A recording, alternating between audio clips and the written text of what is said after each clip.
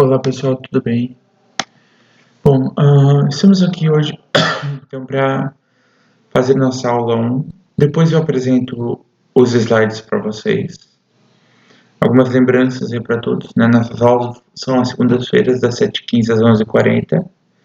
Certo? Havendo necessidade de chegar mais tarde ou sair mais cedo, por favor, me avisar com antecedência. Certo? Eu tô aqui num ambiente seguro, porém eu prefiro ficar usando máscara aqui. Certo? Espero que todos entendam. Então, hoje nós iniciamos a nossa fala sobre eletricidade e fontes de energia, certo? Então, a energia é tida como a capacidade de um corpo de produzir trabalho, ou seja, para nós ah, produzirmos alguma coisa, fazermos alguma coisa no nosso dia a dia, nós precisamos de energia. A nossa energia vem dos alimentos, porém, as máquinas precisam de energia elétrica ou um outro tipo de energia, certo? Então, para o corpo produzir um trabalho, tem necessidade de energia. Quando a gente fala de energia, já vem à nossa mente a questão de eletricidade. Certo? A eletricidade ela nos permite ter maior conhecimento sobre o nosso mundo e ver o mundo de maneiras diferentes.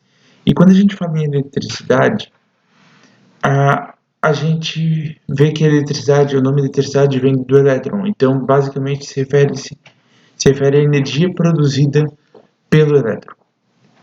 Certo? A capacidade que o elétron tem de se movimentar velozmente.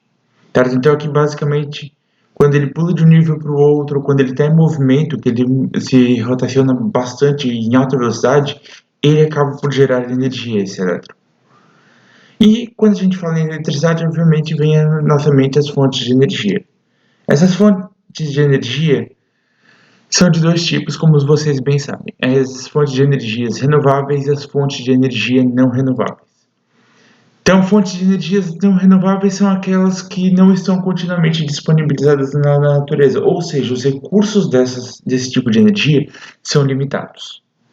Já as fontes de energias renováveis são aquelas que estão continuamente disponibilizadas na natureza, ou seja, os recursos são ilimitados.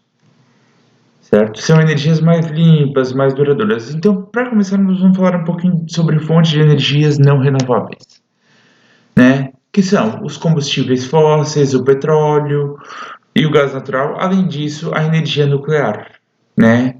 Produzida pela fissão ou pela fusão nuclear à base de urânio ou outros elementos da tabela periódica mais radioativos. Essa energia, muitos, assim, para compreensão, muitos entendem que essa fonte de energia é uma fonte de energia renovável, certo? Por quê? Porque ela está continuamente disponibilizada na natureza. Porém, os impactos dela, quando a gente se refere aqui a energias não renováveis, é que o impacto dela é muito enorme. Né? As explosões que elas causam são bastante prejudiciais. Quanto a um dos maiores problemas quanto às fontes de energias não renováveis, é os gases poluentes do efeito estufa, dentre os quais se destacam o gás carbônico.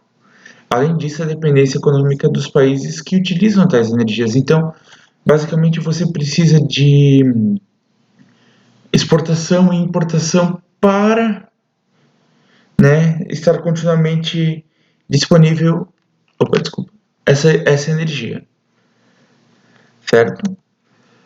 Bom, então, quanto aos tipos de energia, nós temos aqui o carvão mineral, né, que é uma rocha orgânica com propriedade de combustível e exploração de jazidas em mais de 50 países. Atualmente, ele cobre mais a indústria metalúrgica e algumas casas em alguns países que necessitam desse tipo de combustível. Porém, ele é altamente poluente, né? Sendo que na década de 60 ele cobria 60% das necessidades energéticas do globo, certo? Há ainda estimativas é que dure em torno de 110, 120 anos, e um dos maiores problemas é justamente a liberação do dióxido de carbono, causando diversa poluição e podem ocorrer queimadas devido ao carvão mineral. A imagem que vocês estão vendo aqui é de uma jazida, desculpa, lá no Maranhão. Certo, gente? Então dá para ver a sua totalidade aqui dessa jazida, que é enorme. Petróleo. Essa imagem aqui é emblemática porque basicamente é um mundo rodeado pelo petróleo. Basicamente é uma imagem que trata da necessidade do petróleo para os países sobreviverem, né, para os países exportarem e tudo mais.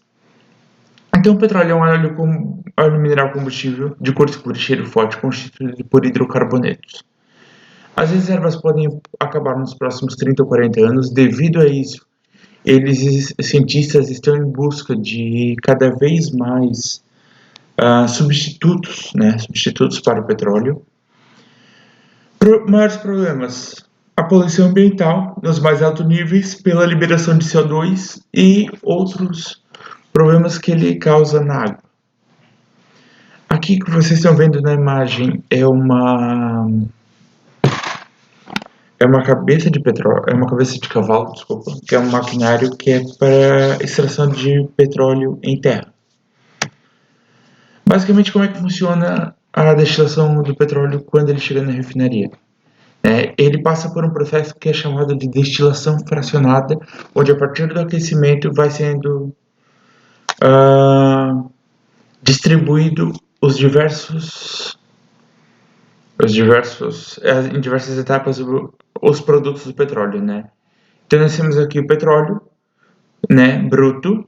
Quando ele chega na refinaria, ele passa por uma retorta onde ele é aquecido esse petróleo e aqui ele vai sendo separado os produtos dele. Então gás, nafta, gasolina, querosene, óleo diesel, óleo lubrificante, óleo combustível e asfalto. Então, primeiramente, o gás entre 20 a 40 graus, a nafta entre 40 e 120, entre 120 graus a gasolina. Depois tem o querosene, em torno de 200 a 250 óleo diesel, óleo lubrificante, óleo combustível, e o que sobra desse produto é o asfalto. Porém, antes de chegar no asfalto mesmo, né, ele passa por mais uma etapa onde novamente são separados os produtos do petróleo. Aí, chegando nisso, ele tem mais uma etapa onde aí é separado óleo diesel, óleo lubrificante, óleo combustível, e o que sobra de todos os produtos é o asfalto. Certo, pessoal? Aqui para mostrar para vocês como é que funciona uma refinaria. Aqui a exploração de petróleo em águas profundas no pré-sal, que é onde a Petrobras domina, certo? Que basicamente é o quê? Aqui tem a plataforma, certo? Em cima, então eles constroem um cano para exploração a 7.000 metros, entre 5.000 e 7.000 metros de profundidade, que é a zona do pré-sal. Então aqui nós temos a camada do pré-sal, a zona de sal, a camada do pós-sal e o mar, certo? E lá no pré-sal, entre 5.000 e 7.000 metros de profundidade, é encontrado o petróleo. E a partir dali há a exploração deste petróleo. Certo? No Brasil hoje, só para vocês terem uma ideia, o que domina, né, é a bacia de Santos e de Campos, aqui, que é a maior bacia que tem. Certo? Aqui o gás natural, então, só para vocês verem, certo? Ele é um gás que se encontra com petróleo. Não confundir com esse gás aqui, pois esse gás aqui é o gás GLP, gás liquefeito de petróleo. É o gás butano, aquele que a gente usa para, né, esquentar nossa comida, fazer nosso alimento, certo? Esse gás aqui é o que nós utilizamos para nosso alimento. Esse gás aqui, o gás natural, é usado como gás combustível. Então, gás natural, por sua vez, é uma constituição muito semelhante ao petróleo, né, feito de hidrocarbonetos, porém, ao contrário do petróleo, não é necessário qualquer refinação. Ele é encontrado acima do petróleo, em bolsas de gás, em bolsões de gases. E nós temos, por último, a energia nuclear. Né? Essa aqui é uma imagem da usina de Angra. É produzido pela fissão ou pela fusão nuclear, durante as quais são liberadas uma grande quantidade de energia. O perigo principal são as explosões que contaminam o ambiente, como nas imagens a seguir. que basicamente foi o que aconteceu foi a explosão da usina de Chernobyl, certo? Que causou problemas às pessoas que viviam lá na Ucrânia, né, região da antiga União Soviética, lá em 1986. Certo, pessoal? Então, diversos problemas foram causados por essa usina. E desde o desastre de Chernobyl, o número de usinas nucleares em funcionamento aumentou. São atualmente 443. A participação normal a produção nuclear de produção de eletricidade se estabilizou, né, continua em 16%. O número de países em que as usinas nucleares são as principais fontes de energia aumentou. Antes de Chernobyl eram 6, hoje são 8. E aqui são os países onde nós encontramos a energia nuclear. Além disso, alguns países da Europa também utilizam dela, apesar de querer acabar, né, com esse tipo de energia, fonte de energia. E daí nós temos as fontes de energias renováveis. Quantas fontes de energias renováveis eu falarei no próximo vídeo. Certo, pessoal?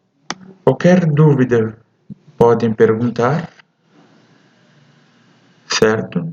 E eu vou estar disponível para atendimento de todos.